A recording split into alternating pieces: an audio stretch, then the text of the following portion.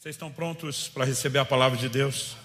Eu quero que você abra, por gentileza, sua Bíblia, no Evangelho de Mateus, no capítulo 17. Nós vamos ler juntos do versículo 1 até o versículo 9. Eu vou ler na Nova Almeida atualizada e teremos a projeção aqui, se te facilitar. Mas, mesmo se você estiver com outra versão da Bíblia, acompanhe comigo, por gentileza. O texto sagrado diz assim: 6 dias depois, Jesus tomou consigo Pedro e os irmãos Tiago e João e os levou em particular a um alto monte.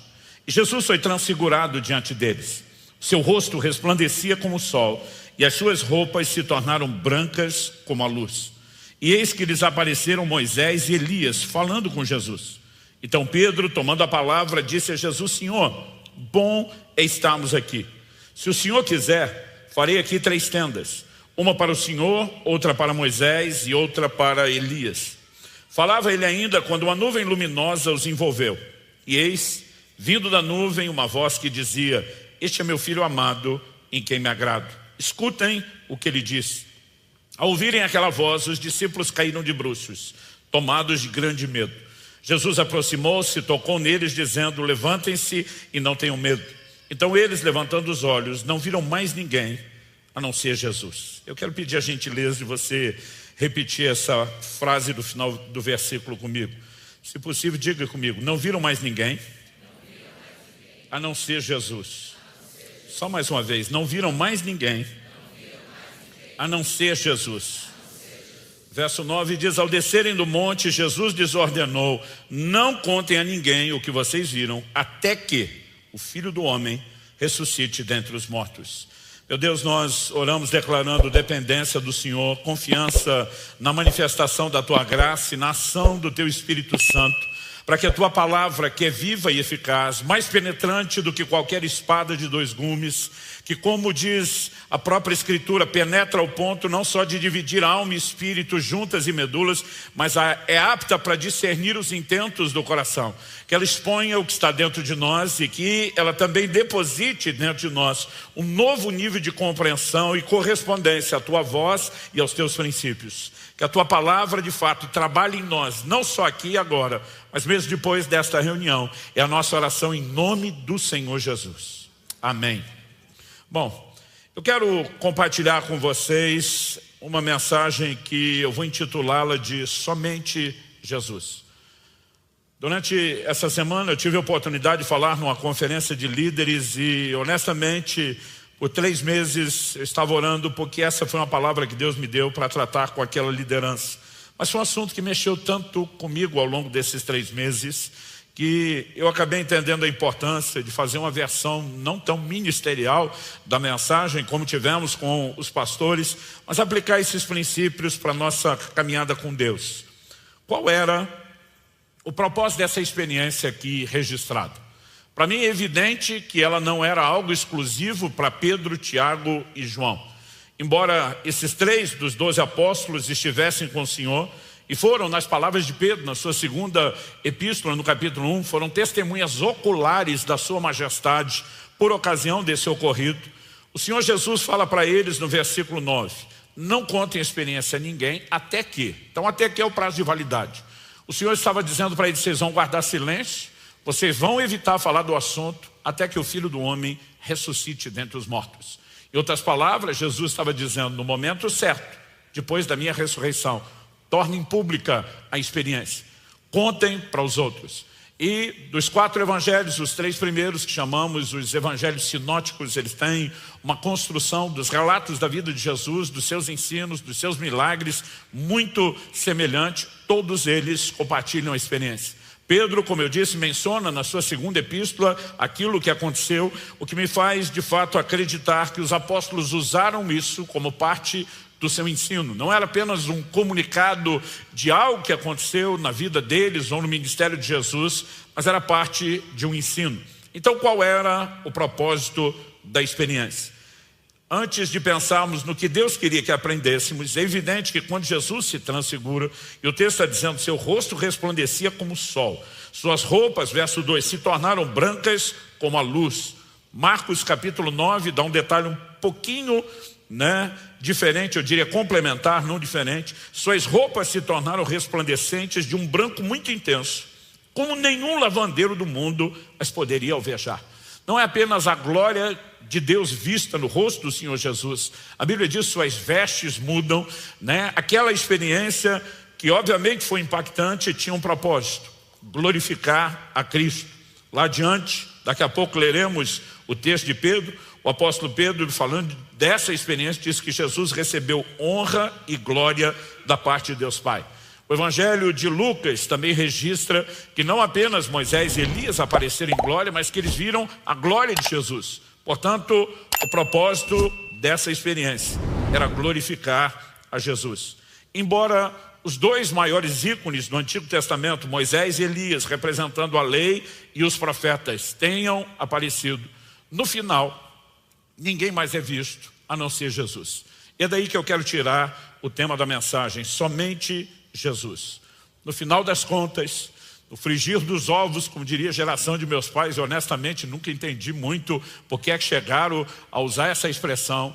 O que de fato conta, o que resta, o que fica, o que tem importância é o Senhor Jesus. Essa mensagem ela tem um propósito: é resgatarmos com clareza e pontuarmos com clareza aquilo que deveria ser o tempo todo o centro do Evangelho: Cristo. O Evangelho, ele carrega na sua essência a centralidade de Cristo. No entanto, ao longo dos séculos, desde o início da igreja, nós temos visto alterações, mas talvez como nunca antes, nós temos o que eu tenho definido de um evangelho transgênico. O evangelho tem se tornado cada vez mais antropocêntrico, ou seja, o homem no centro e não o Senhor Jesus. E parte daquilo que nós podemos classificar de fundamento bíblico da nossa doutrina é o que eu quero classificar aqui como a proeminência de Cristo. Então, há alguns textos que eu particularmente recorro a eles na leitura, na meditação, leio em voz alta, fico confessando e declarando com uma certa frequência na minha vida, porque eles são muito pontuais em relação a isso. Eu gostaria de ler alguns desses textos com vocês. O primeiro deles está em Colossenses, no capítulo 1, e eu quero ler dos versos 16 a 18. A Bíblia diz: pois nele foram criadas todas as coisas, nos céus e sobre a terra, as visíveis e as invisíveis, sejam tronos, sejam soberanias, quer principados, quer potestades. Tudo foi criado por meio dele e para ele. Ele é antes de todas as coisas, nele tudo subsiste. Ele é a cabeça do corpo, que é a igreja. Ele é o princípio, o primogênito dentre os mortos, para ter a primazia em todas as coisas. Você pode repetir isso comigo? Para ter a primazia em todas as coisas. Depois Efésios capítulo 1, de 20 a 23, falando sobre a ação de Deus, diz: ele exerceu esse poder em Cristo, ressuscitando dentre os mortos e fazendo sentar à sua direita nas regiões celestiais, acima de todo principado, potestade, poder, domínio e de todo nome que se possa mencionar, não só no presente século, mas também no vindouro. E sujeitou todas as coisas debaixo dos pés de Cristo, e para ser o cabeça sobre todas as coisas, deu à igreja, a qual é o seu corpo, a plenitude daquele que a tudo enche em todas as coisas. Colocou tudo debaixo, todas as coisas debaixo dos pés de Cristo. Filipenses capítulo 2, de 9 a 11. Por isso também Deus o exaltou sobremaneira e lhe deu o nome que está acima de todo nome, para que ao nome de Jesus se dobre todo o joelho, nos céus, na terra e debaixo da terra, e toda língua confesse que Jesus Cristo é Senhor, para a glória de Deus Pai. Quando olhamos a própria declaração de Jesus aos judeus em João 5,39, ele diz: examinais as escrituras, porque julgais ter nelas a vida eterna, e são elas que testificam a respeito de mim. Na teologia nós definimos e classificamos isso como convergência bíblica. Tudo na Escritura converge na pessoa de Jesus. Não apenas porque elas profeticamente anunciavam de forma antecipada a sua vinda, a sua obra, mas elas convergem no sentido de apontar para Ele como centro, como a razão, como motivo de todas as coisas. Nele tudo subsiste. A Bíblia diz que tudo é dele, por meio dele, e no final das contas, como propósito, é para Ele. Ou seja, Ele é o centro de tudo e Ele tem a proeminência. E nós precisamos olhar para essas verdades e tratá-las de forma inegociável. O apóstolo Pedro, posteriormente, explicaria essa experiência, que ele mesmo testemunhou com as seguintes palavras, 2 de Pedro, capítulo 1, de 16 a 19.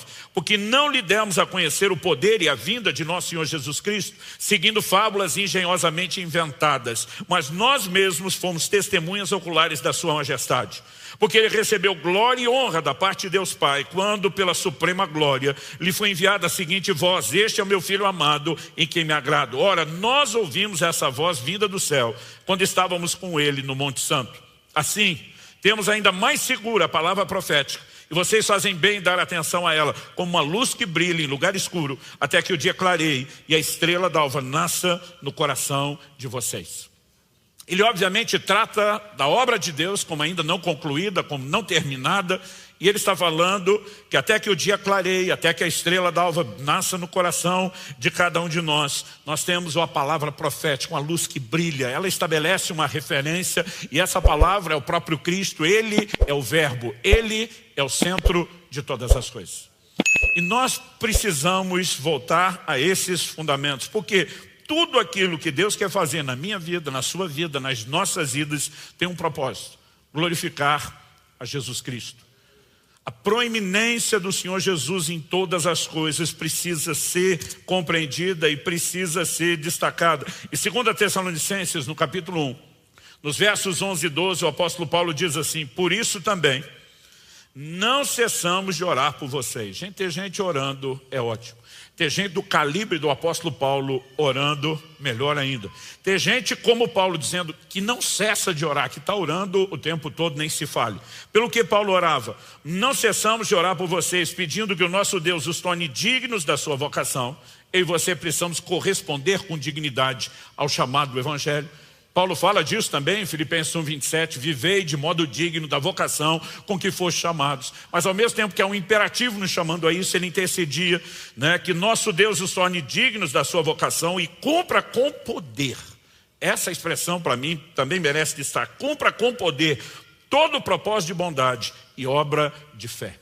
Ele disse: eu estou aqui na luta, na peleja, em oração, em intercessão, clamando que todo o propósito de Deus se cumpra na vida de vocês, o propósito de bondade, a obra de fé. Por qual razão? Qual o motivo de tudo isso? Ele conclui com a seguinte expressão: a fim de que o nome de nosso Senhor Jesus seja glorificado em vocês, e vocês sejam glorificados nele, segundo a graça do nosso Deus e do Senhor Jesus Cristo. No final das contas, é tudo sobre ele. É tudo por causa dele. E eu e você precisamos de fato entender, isso não é assunto periférico na doutrina cristã. O cerne do Evangelho é a própria pessoa do Senhor Jesus. E essa proeminência de Cristo, ela precisa ser destacada, ensinada, eu diria um pouquinho mais até. Ela precisa, na verdade, ser restaurada, porque nós temos perdido um pouco o foco. Eu quero, estabelecido esse fundamento, chamar a sua atenção para que a gente olhe para esse texto de Mateus 17 e procure entender um pouco mais essa mensagem. Eu quero começar aqui agora a avaliação do texto, depois de ter estabelecido como primeiro lugar o fundamento da proeminência de Cristo, com um questionamento: quem é mais importante? E obviamente, ao estabelecer esse pano de fundo doutrinário, a gente já está apontando para Jesus. Ao destacar o tema da mensagem, somente Jesus, eu já estou respondendo a pergunta antes da gente discutir um pouco mais o assunto. Quando Moisés e Elias, repito, são os maiores ícones no Antigo Testamento, aparecem, falam com Jesus, nós precisamos entender até por que eles apareceram e o que é que eles vieram conversar. Mas no final das contas não sobe mais ninguém. Quem brilha de forma diferenciada é o Senhor Jesus. E quem fica é o Senhor Jesus, porque tudo diz respeito a Ele. Então a pergunta é: quem é mais importante? Evidentemente, era o Senhor Jesus. Mas Pedro olha para Jesus e ele simplesmente nivela Jesus com Moisés e Elias. Ele está tratando Moisés e Elias diferente dele, de Tiago e João. É só você fazer a conta. Quem que está lá no monte? Jesus, Pedro, Tiago e João. Agora aparecem mais dois, Moisés e Elias. E Pedro diz assim: Senhor, eu posso fazer 3 tendas. Uma para Moisés, outra para Elias, outra para o Senhor. Ou seja, vocês 3 merecem tenda. Nós 3, os mais fulambo aqui do grupo, ficamos no relento, sem tenda nenhuma. Então eles não estão se nivelando. mas ele está dizendo, eles merecem tendas iguais às suas. Em outras palavras, eles estão no mesmo patamar que você. E é curioso quando a gente percebe essa conversa, porque quando alguém abre a boca para falar, ela acaba transbordando muito daquilo que acredita, daquilo que pensa, mesmo que ela não perceba. Você pode conhecer muito a respeito de uma pessoa, percebendo o que ela fala, o quanto fala, o porquê fala, o assunto que fala, enfim. Pedro está colocando algumas coisas para fora. Eu acho interessante, e daqui a pouco nós vamos enfatizar isso, que a palavra de Deus diz, no Evangelho de Marcos, não no texto que nós lemos, que Pedro não sabia o que falar.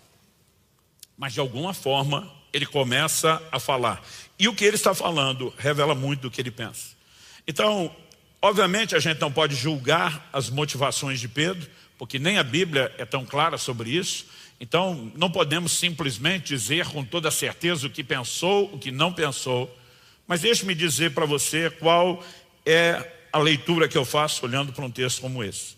Se outras pessoas, como Moisés e Elias, merecem ser niveladas em termos de importância, de honra, de glória com o Senhor Jesus, ainda que eu digo, eu não estou entrando nesse pacote, estou apenas colocando outros. O que nós estamos fazendo, consciente ou inconscientemente, é criar uma jurisprudência, é abrir um precedente, para que daqui a pouco outros de nós também possamos ser nivelados. E algo que eu percebo ser perigoso quando falamos do coração humano, é o que está lá em Jeremias, no capítulo 17. A Bíblia diz que o coração do homem é enganoso. A Bíblia fala que o homem, muitas vezes, está diante de caminhos que parecem ser de vida, porque eu acredito que muitas vezes nós nem conseguimos perceber o que realmente está no nosso coração, mas nós acabamos misturando na nossa carnalidade, na nossa imaturidade, algumas coisas. E uma delas é que, eu diria, a questão não é se fazemos, é o quanto disso ainda tem nas nossas vidas, o quanto se manifesta desde o início e o como nós vamos sendo trabalhados ao longo do caminho. É que muitas vezes nós abraçamos o Evangelho, o próprio relacionamento com o Senhor, sempre interessados em algum nível de promoção pessoal, consciente ou inconscientemente.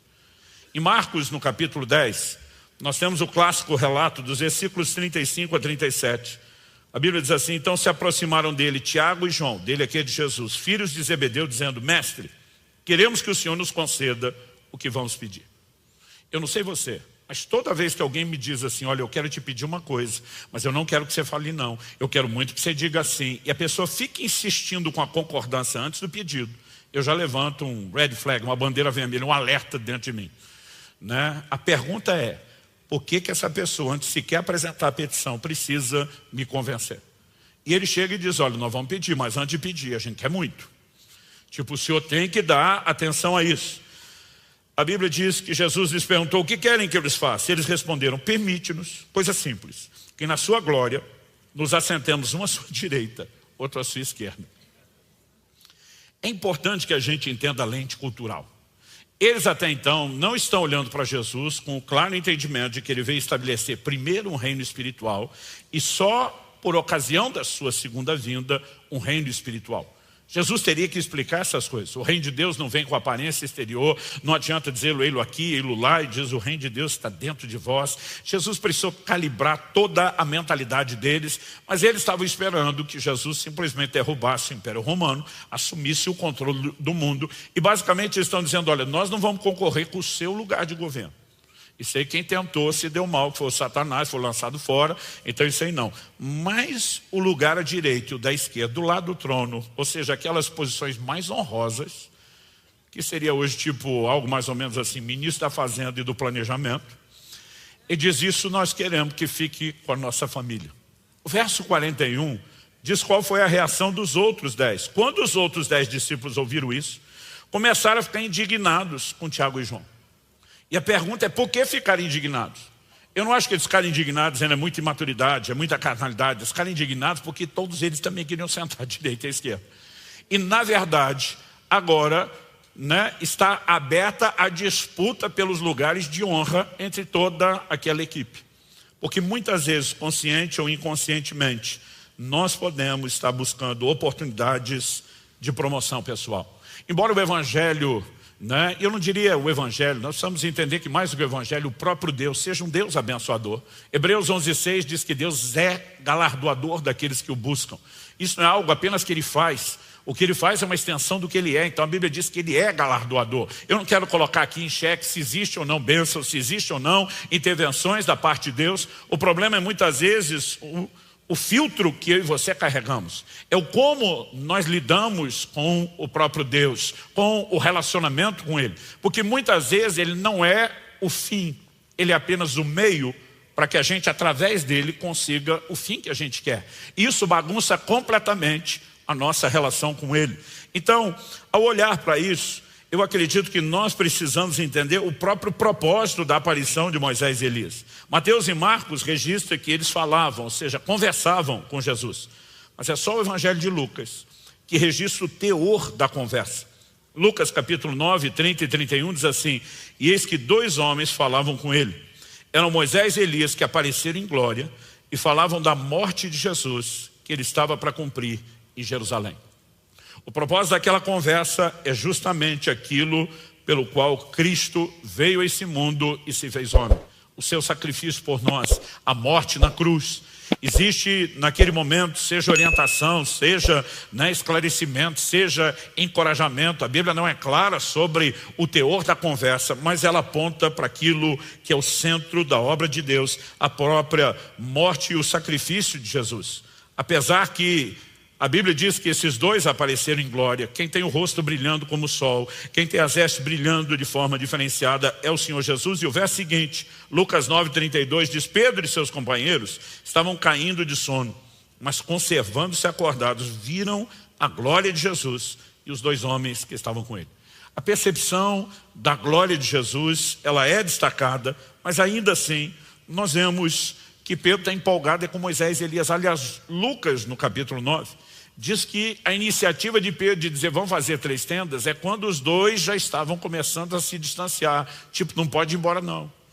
Esse negócio de ficar só Jesus, não, nós precisamos deles, nós precisamos do time completo, nós precisamos de toda a elite, essa gente famosa do Antigo Testamento aqui conosco. E de alguma forma nós precisamos entender que o valor da lei e dos profetas, que é o que Moisés e Elias representam, é justamente o fato de que eles sempre apontaram para o sacrifício de Cristo. Mateus 11, verso 13. Jesus diz: a lei e os profetas profetizaram até João.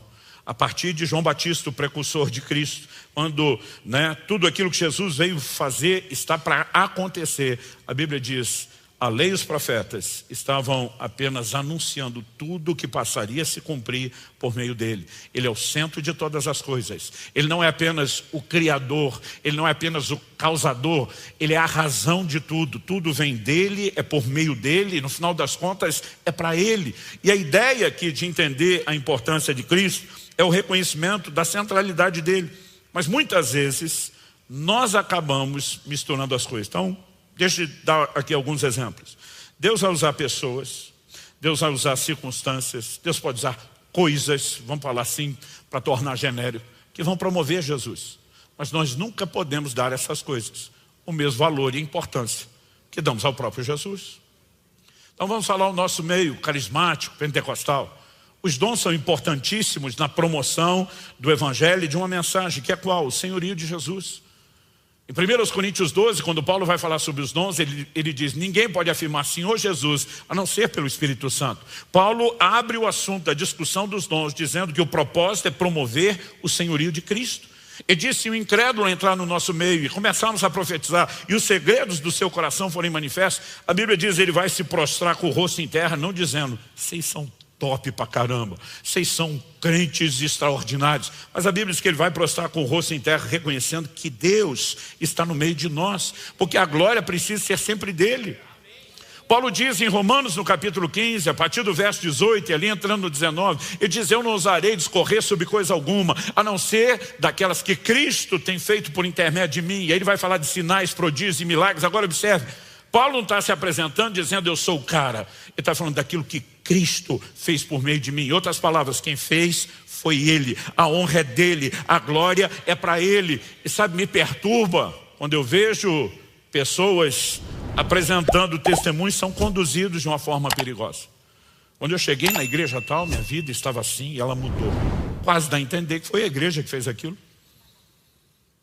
Ou antes de conhecer ministério tal, minha situação era essa, e depois como se fosse a pessoa, isso é bobagem. Nós não podemos dar aquilo que Deus usa e que deveria apontar para Cristo e honrá-lo e promovê-lo, o mesmo nível de importância. Quem está entendendo? Aliás, às vezes não é nem só o mesmo nível de importância, a gente valoriza a coisa em si e perde até o propósito pelo qual ela é dada. Então, os próprios apóstolos ali, os 3 que estavam com Jesus, eu não sei exatamente se Pedro e João abriram a boca, se concordaram, se Pedro, simplesmente fala apenas por ele, mas não há nada que diga que eles sequer tenham contestado Pedro. Na hora que Elias e Moisés estão ameaçando sair, eu já começo a distanciar. Não, ninguém vai embora, nós vamos morar aqui, nós vamos ficar aqui. Esse é o lugar, da glória de Deus, esse é o lugar onde nós queremos estar. E muitas vezes a gente acaba se perdendo. A igreja tinha uma ordem muito clara de Jesus. E diz: recebereis poder ao descer sobre vós o Espírito Santo, e sereis minhas testemunhas. Onde? O Senhor diz: Jerusalém, Judeia, Samaria e até os confins da terra. Quando o avivamento veio na igreja de Jerusalém, ninguém foi a lugar nenhum. Ninguém saía de Jerusalém, os da Judeia vinham. Mas o evangelho não foi levado muito longe. E todo mundo está curtindo a glória e o avivamento da forma mais egoísta possível. Isso tudo é nosso.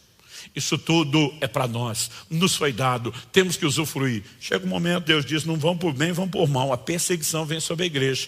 Quando todo mundo começa a fugir da perseguição, o evangelho começa a ser pregado. Imagina Deus olhando lá de cima e dizendo: podia ter sido bem mais simples se vocês não fossem tão egoístas.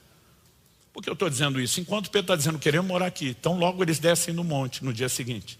Tem uma multidão necessitada ao pé do monte. Tem um pai que traz um filho endemoniado, desesperado por ajuda. E só há um propósito para que eu e você possamos nos abastecer na presença de Deus: é descarregar isso na vida das pessoas e, no final das contas, promover os interesses de Cristo. Ele não queria alcançar apenas eu e você, Ele quer que mais gente seja alcançada. E Ele quer que em tudo isso que Ele fará em nós e na vida de muitos outros, o nome dEle receba glória, receba honra. Em Atos 19, nós temos um relato que fala de alguns filhos de Seva, eram exorcistas ambulantes, e ao lidarem com o demoniado, eles foram surpreendidos, porque eles usam a seguinte expressão: nós vos esconjuramos, falando ali com os demônios, em nome de Jesus a quem Paulo prega. Eu acho que eles viram mais ou menos a fórmula e disseram: vamos repetir. Jesus disse que em seu nome nós expulsaríamos demônios, seguramente essa era a maneira que Paulo fazia, e agora eles vão repetir a fórmula: os esconjuramos em nome de Jesus a quem Paulo prega. A Bíblia diz que o demônio respondeu: eu conheço Jesus, eu sei quem é Paulo, e vocês quem são? E diz que o endemoniado salta neles, dá uma surra, um couro nos irmãos, a notícia se espalhou. Mas Atos 19, 17 termina dizendo assim: e o nome do Senhor Jesus era engrandecido. A Bíblia não diz que era o nome de Paulo, não diz que era o ministério de Paulo, porque no final das contas, tudo diz respeito a ele. Quem está entendendo, diga amém. Então, nós não podemos misturar o valor e a importância daquilo que serve a Cristo com o próprio Cristo. A Bíblia traz ensinos claros a respeito disso. E muitas vezes me preocupa a maneira como muitos de nós estamos tratando o evangelho sem a percepção da centralidade de Cristo. Nós tratamos Deus como um meio necessário para alcançar o que queremos. Ele tem virado para muitos de nós só o trampolim para que a gente chegue onde realmente quer. E quando isso não acontece? Por que muita gente perde a fé? Por que muita gente vira as costas para o Senhor? Pelo mesmo motivo da mulher de Jó. Quando de repente ela olha, as coisas já não estão mais do jeito que gostaria, ela fala para o seu marido: amaldiçoe seu Deus e morre. Tipo, ou ele dá o que a gente quer, ou a gente descarta ele. Porque o centro, e é isso que eu falo de um evangelho antropocêntrico, acaba sendo a gente e não ele. Ele está na periferia, ele está orbitando em torno da gente para agradar a gente o tempo todo. Essa é a mentalidade e filosofia de muitos. E essa é a razão pela qual, quando a pressão vem, muitos abrem mão. Agora, se você entendemos, espera aí, nós é que orbitamos em torno dele, ele é o centro de todas as coisas. Aí tem uma perspectiva diferente, e é com essa perspectiva que você vai entender orientações bíblicas, como Paulo escrevendo aos Coríntios e perguntando: vai um irmão a juízo contra outro irmão, isso perante incrédulos? Paulo não questiona se o cara tinha ou não o direito de brigar por determinada questão, mas ele pergunta: vocês não entendem que isso é vergonha para vocês? O mau testemunho dessa briga. A pergunta dele é: por que é que você não sofre a perda? Tipo, abra mão do seu direito e promova a glória de Jesus em vez de vergonha por nome dele. Quando nós entendemos que ele é o centro, o comportamento muda, a conduta muda. Você consegue imaginar como seria a maioria dos nossos casamentos se Cristo de fato fosse o centro do entendimento da vida cristã e de relacionamento que nós temos com Deus? Então a gente procuraria viver exatamente o que ele falou. E se a sua filosofia de casamento incluir você dá outra face, e aqui não digo literalmente, porque espero que ninguém agrida a face do outro dentro, né, do casamento, andar a segunda milha, entregar a capa junto com a túnica. Você imagina se a gente vivesse uma disputa para viver o que Jesus ensinou, e se ele fosse o centro? Você acha que ia ter gente resmungando por aí, estou pensando em divorciar porque eu tenho direito de ser feliz? E a minha pergunta é, como é que é? Você acha que vai ser feliz em rebeldia contra Deus, quebrando os princípios de Deus, atropelando o senhorio de Jesus, colocando ele fora? Foi assim que as coisas bagunçaram lá no Éden. O diabo vem e diz, o que Deus deu para vocês não está bom. Ele na verdade está escondendo ouro, ele está privando vocês de alegria e realização e dando crédito ao que o diabo diz em vez de Deus. A humanidade se desconecta dele em plena rebeldia, tira ele do centro e nós colhemos os resultados disso até hoje. E você acredita que se a gente fizer a mesma coisa hoje nós vamos ter resultado diferente? É evidente que não. Se nós colocarmos o Senhor Jesus no centro e a gente disser é dele, é por ele, é por causa dele, as coisas vão ser diferentes. Eu tive uma conversa honesta essa semana, nessa conferência que eu mencionei para pastores. Eu honestamente, tem uma coisa que me aborrece é quando eu ouço gente dizer que o ministério é difícil e reclamar. E a minha pergunta para eles foi, em primeiro lugar, quem disse que seria fácil? Jesus diz em Mateus 10,16, eu vos envio como ovelhas no meio de lobos. Vocês estavam esperando o quê? Eu pergunto para eles. Ele diz, vocês serão odiados de todos por causa do meu nome. Nós ainda temos o privilégio de viver numa nação que, pelo menos até agora, nós temos liberdade para pregar o evangelho. E se não tivéssemos? Então a nossa fidelidade seria comprometida, porque aí a gente não quer correr o risco, né, de ter que simplesmente sustentar a verdade, custe o que custar. Nós precisamos trazer novamente o Senhor Jesus para o centro. Atos capítulo 5, verso 41, fala dos apóstolos, eles se retiraram do sinédrio muito alegres. Se fosse só alegre, já ia bugar a cabeça de muita gente, mas a Bíblia diz muito alegres por terem sido considerados dignos de sofrer afrontas por esse nome. E diz, é por causa do nome, o nome dele que merece ser honrado, se nós fomos achados dignos de ser perseguidos por ele. Alegria, eles olhavam um para o outro dizendo que privilégio. Em Atos, no capítulo 20, no verso 24, Paulo diz, porém nada considero a vida preciosa para mim mesmo, desde que eu complete a minha carreira, o ministério que recebi do Senhor Jesus para testemunhar o evangelho da graça de Deus. O cara diz, minha vida não é importante, eu não estou atrás dos meus interesses. E se eu tiver que morrer, e se eu tiver que sofrer, e ele diz, o Espírito me assegura que de cidade em cidade, o que me aguarda são cadeias, são tribulações. Eu fico me perguntando, a maioria de nós não obedece à comissão de pregar nem com liberdade? Imagina se ele estivesse garantindo que ao obedecer a gente ainda ia ter problema. Aí que a gente não faria. Mas quando ele é o centro, as coisas mudam. A centralidade de Cristo tem sido roubada do evangelho contemporâneo. E eu diria, consequentemente, até daquilo que nós podemos chamar da visão de ministério. Onde está a nossa verdadeira alegria? Salmo 16:11, eu tenho batido muito nessa tecla ultimamente. Diz, na presença do Senhor, a plenitude de alegria, e a sua destra há delícias perpetuamente, a sua direita. Não há nenhum lugar onde eu e você vamos encontrar tamanha alegria ou realização, a não ser nele. E muitas vezes nós temos usado Deus apenas como um meio para buscar alegria nas coisas que Ele poderia nos dar, em vez de buscar alegria nele. O apóstolo Paulo diz em Filipenses 2, de 16 a 18, assim no dia de Cristo. Essa frase no dia de Cristo tem muito peso. Porque um dia cada um de nós estará diante do próprio Senhor, no tribunal de Cristo, como Paulo diz em 2 Coríntios, no capítulo 5. E haverá prestação de contas, nós vamos ser recompensa de tudo aquilo que fizemos por meio do corpo. Então, a maioria de nós deveria pensar, não na vida terrena, mas no investimento que fazemos da nossa vida aqui, em relação ao que teremos lá. E ele diz assim, no dia de Cristo, poderei me gloriar de que não corri em vão, nem me esforcei inutilmente. Paulo diz, é todo o meu trabalho de pregar, de discipular, de exortar vocês, de lutar por uma fé sadia, para que vocês permaneçam na sã doutrina. E diz, diante do Senhor, vou me gloriar de que eu não corri em vão, nem me esforcei inutilmente. E diz, entretanto, E esse entretanto agora ele vai considerar algo. Mesmo que eu seja oferecido como libação, sobre o sacrifício e serviço da fé que vocês têm. O que é ser oferecido como libação? Alguns sacrifícios do Antigo Testamento tinha uma oferta de libação, líquido era derramado sobre ele, era parte do processo. Então ele está dizendo, tem um sacrifício da fé de vocês, do serviço da fé que vocês têm, e eu sou o líquido que será derramado. A minha vida está sendo derramada para que vocês sejam aceitos diante de Deus. Em outras palavras, Paulo está dizendo, eu estou morrendo para mim, eu estou me dando. E ele diz, mesmo que eu seja oferecido como libação sobre o sacrifício e serviço da fé que vocês têm, fico contente e me alegro com todos vocês.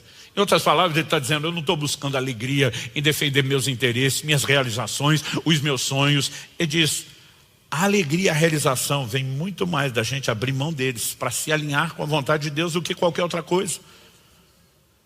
Diante de Agripa, em Atos 26, 19, testemunhando, Paulo diz, eu não fui desobediente à visão celestial. E diz, meu Senhor me apareceu lá no início. Ele sinalizou qual era o chamado, o que Ele queria de mim. Eu não desobedeci, eu estou vivendo para Ele. Ele é o centro, Ele é o motivo, Ele tem a primazia em todas as coisas. E a minha vida vai orbitar em torno dEle e da vontade dEle. Então Ele diz, eu fico contente e me alegro com vocês. Diz assim também vocês, pela mesma razão, fiquem contentes e se alegrem comigo. Porque é impressionante como as pessoas podem ter dó de alguém. Outro dia um falou, pastor, que dó de você, que tem que se doar tanto ao ministério. Eu digo, que dó de mim. Você acha que um dia eu fui sorteado lá no céu para pagar o preço em nome de todos vocês, e Deus diz, vamos escolher alguns para azarar a vida deles e botar no ministério? Eu olhei para a pessoa e falei, dó de tu, que não entende a honra e o privilégio que é o chamado. Eu lembro de uma ocasião, outro dia, num desses jejuns prolongados, sentei com o pessoal, porque queria estar mesmo só para conversar. O povo ia estar compartilhando o reino de Deus, falando da palavra, testemunhando, né, compartilhando experiência. Eu estou lá no meio do bolo e um olha para mim e diz, que dó do senhor. Falei, dó porque o senhor não está comendo. Nesse dia eu não falei, eu só pensei, falei, dó de tu, que acha que realização é isso que está aí na sua frente, em vez de abrir mão dessas coisas por algo maior, por algo melhor. Sabe, nós precisamos passar a repensar, gente, o Evangelho e a forma correta de relacionar com o Senhor e devolver ao Evangelho a centralidade de Cristo. Quem está entendendo? Para terminar, eu quero chamar a sua atenção para algo aqui que para mim é muito importante nesse texto.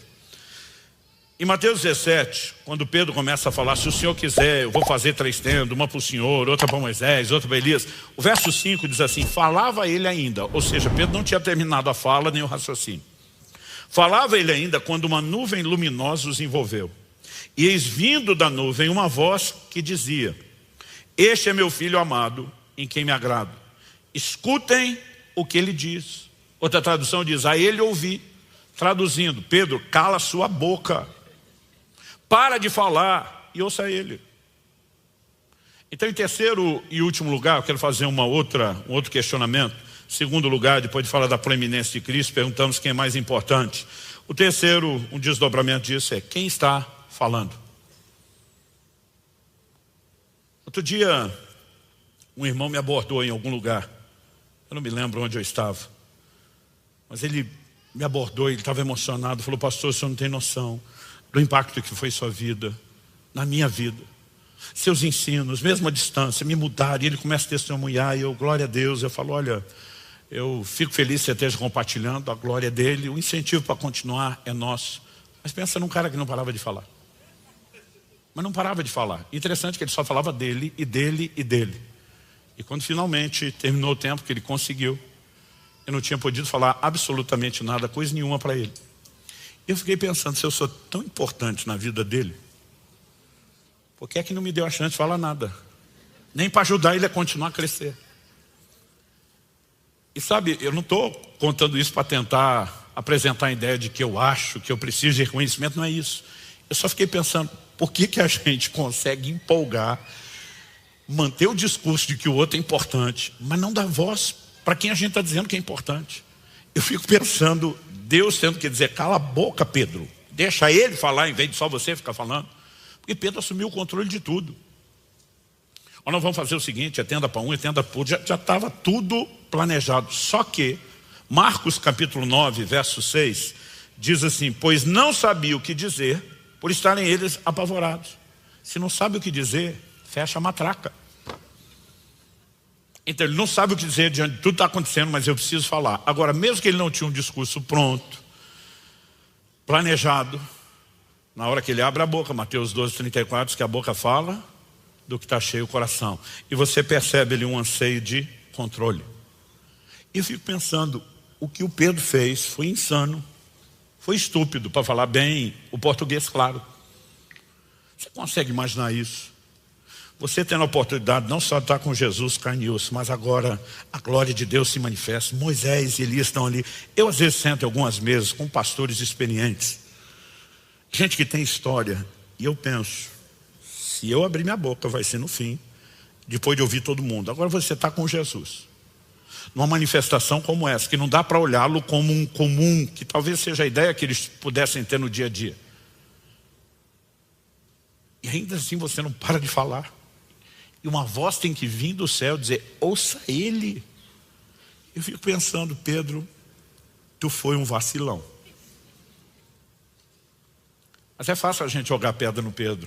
É fácil a gente jogar pedra em qualquer outra. A pergunta é, será que a nossa vida de oração não reflete exatamente o que Pedro fez? Isso estamos falando daqueles que oram, porque a maioria, não vou dizer a maioria que pode ser injusto, muito crente nem orar ora. Mas dos que oram, será que a nossa vida de oração não é igual a de Pedro? A gente está lá e a gente fala, e fala, e fala, e fala, e fala, mas não ouve. E a gente diz para ele como a gente quer que sejam as coisas. Gente, eu comecei a examinar a minha vida de oração. E eu dediquei muito à oração no início do ministério. A maior parte do tempo eu orava para Deus fazer tudo que eu queria. Tudo que eu imaginava, tudo que eu sonhava, como achava que tinha que ser. Todo o tempo era focado no jeito que a gente queria.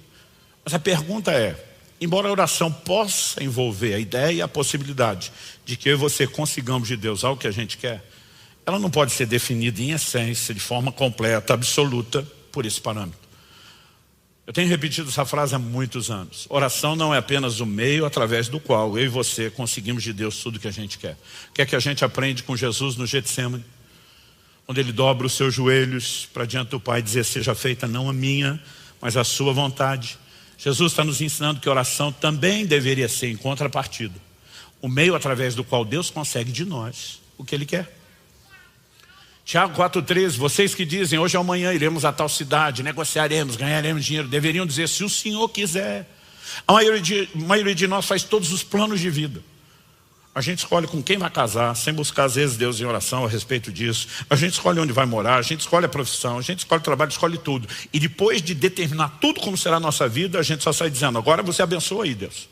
E faz o meu plano dar certo. Eu pergunto, é essa a ideia de uma vida de oração da Escritura? Não. A maior parte dos projetos bem-sucedidos, eles nasceram em ambientes onde as pessoas ouviam o Senhor. Atos capítulo 13. A liderança da igreja de Antioquia, reunida, jejuando, adorando o Senhor, estão ali ministrando o Senhor, para tudo o resto, nada é importante, vamos estar com Ele. A Bíblia diz, e disse o Espírito Santo, separai-me a Paulo e Barnabé para a obra a que eu os tenho chamado. O que é que Deus fala com Moisés no monte? 40 dias, distante de tudo e de todos lá com o Senhor. Deus diz, tenha cuidado de fazer conforme o modelo que te foi mostrado no monte. Deus está dizendo, a planta da construção é minha. Você só é alguém que executa o meu plano, a minha vontade. E a maioria de nós não tem entrado nesse lugar. E eu não estou falando isso para te apontar o dedo, para jogar pedra em você.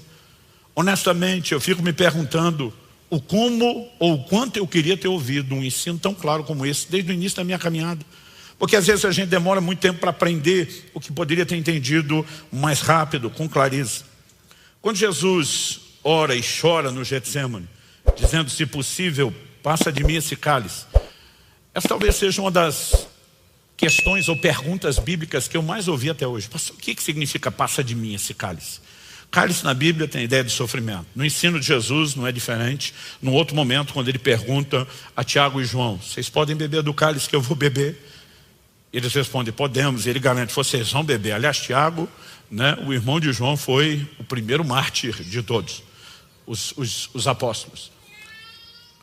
O livro de Hebreus interpreta essa fala de Jesus dizendo o seguinte, Hebreus 5, 7 a 9. Ele, Jesus, nos dias da sua carne, tendo oferecido com forte clamor e lágrimas, orações e súplicas a quem o podia livrar da morte. Hebreus está dizendo que a oração de Jesus, se possível, passe de mim esse cálice. Jesus sabe que a hora da morte está se aproximando. Até, como dissemos, o teor da conversa com Moisés e Elias foi isso. E agora, diante de Deus, como um homem, entenda isso, que está apavorado, dizendo: Deus, se tiver um plano B, se tiver um jeito de evitar esse nível de morte e sofrimento, isso é como eu me sinto, mas eu não quero pleitear a minha vontade em colisão com a sua. Que a tua vontade prevaleça, que a tua vontade seja feita. Naquele momento, e o texto diz, ele foi ouvido por causa da sua piedade. Mas embora sendo filho, aprendeu a obediência pelas coisas que sofreu e tendo sido aperfeiçoado, tornou-se o autor da salvação eterna para todos os que lhe obedecem. Autor da salvação para os que lhe obedecem. Eu nunca vi um assunto ser tão relativizado em tempos modernos como a obediência. As pessoas inventaram um tipo de graça onde não existe necessidade de obediência alguma e você pode desobedecer à vontade, porque Deus te ama pelo que você é, não pelo que você faz. Distorção atrás de distorção, heresia atrás de heresia, distorção maligna atrás de distorção maligna, para roubar a centralidade da nossa resposta: obediência. Ele é o Senhor. Que senhorio é esse? Jesus diz: por que vocês me chamam Senhor e não faz o que eu mando? Que evangelho é esse onde a gente diz que Ele é Senhor, mas a gente vive do jeito que quer e Ele é que se curva às nossas vontades? Pastor, não me pregaram esse evangelho. Você deveria ter lido as letrinhas pequenas do contrato antes de assinar. Sabe, nós precisamos resgatar a centralidade, a proeminência de Cristo e o senhorio dele. Quando nós falamos para Deus em oração, tudo aquilo que a gente sonha, tudo aquilo que a gente deseja dele, para a nossa vida, para o nosso ministério, mas não o ouvimos. Então a minha pergunta é: o que o Senhor tem planejado para a sua vida? O Todinho honestamente falou: pastor, não faço a menor ideia. Falei: você está vivendo todo esse tempo sem fazer a menor ideia? Eu falei: será que isso não deveria ocupar um lugar importante em termos de buscar o que Ele tem? E mesmo que você não ouça uma sinalização, gastar tanto tempo em oração e rendição, que pelo menos Ele possa intervir e estabelecer a vontade dEle. Eu vou repetir o que eu falei antes. Eu não estou aqui te apontando o dedo, eu espero te ajudar. Eu não estou te julgando pelo seu passado, nem pelo seu presente. Eu espero estar te abrindo uma nova oportunidade de futuro. Escolhas podem ser feitas. Minha esposa me perguntou no ano passado, quando eu estava perto de completar meus 50 anos: como está sentindo? Eu falei: estou em crise. Ela falou: nós estamos vivendo o melhor momento da nossa vida. Eu falei: eu sei, em todas as áreas. No nível pessoal, no nível familiar, no nível ministerial. Ela falou: você está melhor hoje aos 50 do que aos 30. Depois que entendeu, cuidado da saúde, uma série de coisas. Eu falei: eu sei, mas estou em crise. Ela falou: qual é a crise? Eu falei: amor, durante anos, nós completamos agora em início de novembro, 28 anos casados. Falei: durante anos a gente quis tanta coisa que a gente não podia. Ela falou: é verdade. Falei: mas agora que a gente pode, a gente não quer. Ela falou: isso não é bom? Falei: é ótimo. Significa que a gente deve ter amadurecido. Falei: mas a pergunta é por que a gente passou tanto tempo querendo coisa que a gente não precisava? Não precisava no sentido de que a projeção, essa coisa de querer tanto, é porque a gente projetava realização em coisas que nunca vão te preencher ou realizar. Se as coisas preenchessem ou realizassem, os ricos seriam os mais felizes da terra. E você pode olhar a vida de muitos deles: quanto mais cresce finança, fama, reconhecimento, mais miserável a vida deles se torna. Porque nada pode preencher o homem. Tudo o que eu e você precisamos está nele e nesse entendimento do senhorio dele. E sabe, eu não estou dizendo que Deus não vá te abençoar com outras coisas. Jesus diz: busque em primeiro lugar o reino de Deus e a sua justiça. E diz o resto. E tudo que não é o reino e a justiça é resto. E diz: o resto vem a reboque, vai ser acrescentado. Mas é interessante, quando Ele acrescenta essas coisas, normalmente Ele as dá para quem não trata essas coisas como centro e o propósito. Ele as libera quando entende que elas não vão concorrer com o lugar dele. E nós precisamos ajustar e calibrar o nosso entendimento de senhorio. Você recebe essa palavra? Eu quero terminar te fazendo algumas perguntas práticas que te ajudem a avaliar o seu relacionamento com Deus. Será que entendemos, estamos reconhecendo de modo prático a proeminência de Cristo nas nossas vidas? Ou de vez em quando nós estamos imaginando que a gente pode surfar na onda com ele e ter algum nível de promoção ou lucro pessoal. Deus me fez lembrar essa semana de algo curioso, antes de eu falar desse assunto com os pastores. Eu ainda era adolescente, um dia eu estou lendo Apocalipse 4. Eu chego no versículo 4 que diz que a volta do trono de Deus, onde o Senhor Jesus está sentado com ele. João viu outros 24 tronos. Certamente tronos menores, mas são chamados de tronos. E neles ele vê 24 anciãos, usando coroas, assentados. E minha mente já começou a divagar. 24 deve ser a composição do 12 que aparece no Antigo Testamento, com 12 tribos, com alguma coisa ligada aos 12 apóstolos. 12 é um número de governo, lá e cá, deve ser a fusão das igrejas, entre aspas, de Antigo e Novo Testamento. Minha mente está ali, viajando, pensando. Mas uma coisa que eu não consigo parar de pensar é: a Bíblia não diz quem são as pessoas. Não diz se necessariamente são os 12 filhos de Jacó e os 12 apóstolos. Em relação aos anciãos, não. E aí um pensamento passa pela minha mente: será que algum desses tronos a vaga ainda está em aberto? Será que existe alguma chance de fazer alguma coisa para estar nesse time e sentar num trono desse e usar uma coroa dessa? Dá um desconto. Estou falando da imaturidade de um adolescente, não só a imaturidade da idade cronológica, da falta de relacionamento com Deus. E ali, de alguma forma, sem nenhuma promessa, eu inventei uma possibilidade. E não era uma promoção qualquer. Eu não conseguia parar de pensar nisso. Sentar num trono desse com coroa na cabeça, maluco, sem concorrer com o lugar dele. Aquele bicho parece que tinha me picado. Mas eu continuei lendo o texto, até chegar no versículo 10. Em Apocalipse, no capítulo 4, no versículo 10, meus olhos parece que se abriram. Porque o texto diz: e os 24 anciãos se prostravam diante daquele que está sentado no trono. Adoravam o que vive para todo sempre. E depositavam as suas coroas diante do trono, proclamando: tu és digno, Senhor e Deus nosso, de receber a glória, a honra e o poder, porque criaste todas as coisas e por tua vontade elas vieram a existir e foram criadas.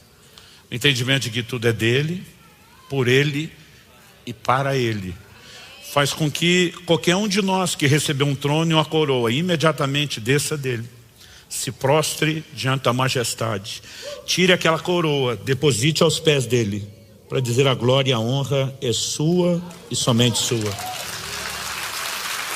Naquele dia, o Espírito Santo falou comigo: qualquer trono e coroa que você possa ser colocado um dia, mesmo que não seja isso que você está olhando, só existe uma razão para que você ocupe o trono ou a coroa: é a capacidade de rapidamente descer de lá, colocar a cara no chão, depositar a coroa aos pés do Senhor e dar glória a Ele. Sabe, levariam anos, e é um processo de aprendizado que ainda continua. Eu não posso dizer que eu cheguei lá. Nós precisamos nos questionar se estamos reconhecendo de forma prática a proeminência do Senhor. Será que a nossa visão e prática cristã reflete a centralidade de Cristo? Eu e você precisamos questionar isso. E falando da nossa vida de oração, será que temos ouvido a Jesus? Ou nossa vida de oração segue sendo apenas sobre aquilo que queremos? Vou falar mais uma vez: não vim te apontar o dedo, e Deus não me levou a falar dessas coisas para julgar você, mas é uma oportunidade de ajuda, e uma poderosa ajuda que Ele nos oferece, não só trazendo orientação de princípios, mas por meio da palavra Ele consegue trazer à tona aquilo que está no nosso coração, como diz Hebreus 4:12. E Ele só expõe para que possa ser tratado, para que eu e você sejamos aperfeiçoados. Eu gostaria que nós pudéssemos terminar esse culto com um momento de rendição ao Senhor. Você pode fazer isso como achar melhor. Você pode fazer isso sentado, você pode fazer isso em pé. Mas se você puder, e talvez a gente possa fazer aí no lugar, nas cadeiras, Eu gostaria de abrir a possibilidade, não exigir. Alguns podem até ter alguma limitação ou dificuldade física. Mas se você puder, eu gostaria que talvez a gente tirasse alguns momentos para dobrar os joelhos diante dele. Essa é uma figura muito forte na Bíblia de rendição. Eu gostaria de te chamar a reafirmar o senhorio dele. Reafirmar o senhorio dele sobre a sua vida. A Bíblia fala sobre confessar Jesus não apenas Salvador, mas Senhor das nossas vidas. E qualquer coroa ou qualquer trono, não importa o que Deus possa ter te dado, o que Ele fez por você, o quanto Ele possa ter te honrado ou promovido, você possa colocar aos pés dele e dizer: Senhor, eu quero ser guiado pelo Teu Espírito nesse entendimento prático. Fale com Deus.